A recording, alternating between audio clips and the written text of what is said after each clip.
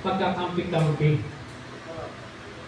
And I'm hoping sa 36 years, never it happened in this church na nagkaroon ng division. Amen?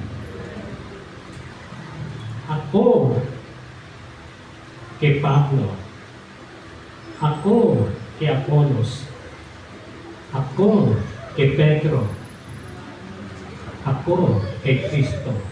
Kaya nang nireview sabi, ano ba kayo? Ako ba ang napako? Binaptismo ko ba kayo sa pangalan ko?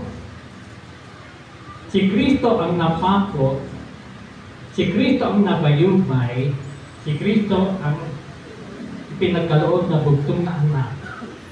Isang Kristo ang tinanggap natin, isang banal na Espiritu ang ipinagkaloob sa atin upang gumamay. Kaya purihin ang Diyos na never has happened in this church, this unity. Never has happened in division of the church.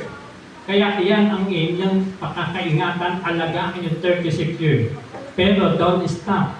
Dahil Satan is the most dangerous enemy. Kahit na nagtatagumpay kayo, nag-aabang pa rin siya ng opportunity. And then, I'm hoping na